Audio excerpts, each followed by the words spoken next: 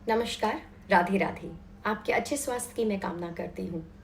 तो हमारे बड़े बुजुर्ग अपनी किस्से कहानियों में अमर फल की बात करके गए हैं।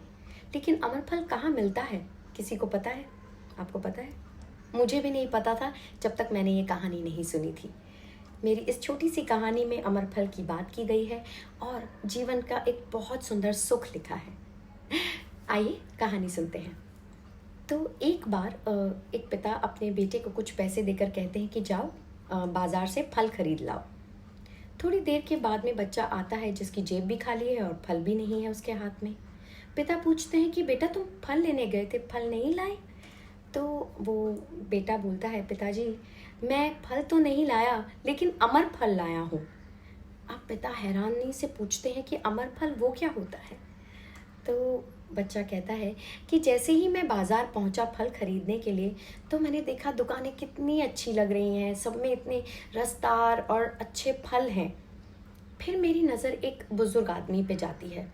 मेरा मन खींचता हुआ उस बुज़ुर्ग आदमी के पास पहुंच जाता है और मैं देखता हूँ कि वो बहुत दिनों से भूखा है और प्यासा है।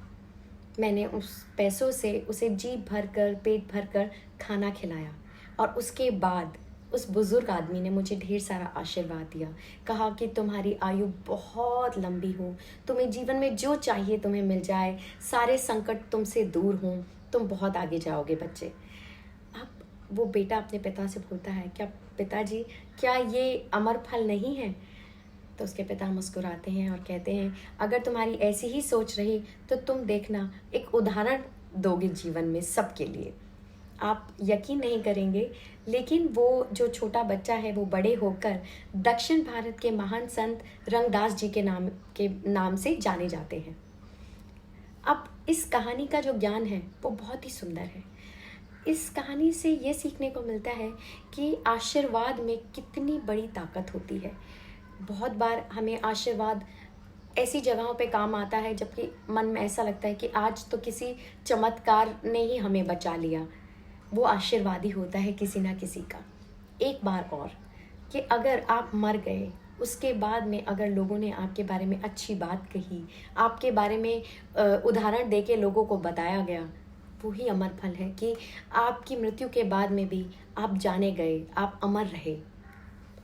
मैंने इस कहानी से यही सीखा है कि इस समय, संकट के समय में, जब ये कोरोना वायरस है, ये महामारी है, हमें एक दूसरे का साथ ज़रूर देना है, चाहे कैसा भी हो, पर हमें साथ ज़रूर देना है, क्योंकि तभी हम एक दूसरे की मदद कर पाएंगे और आगे इस चीज़ से उभर पाएंगे, है ना?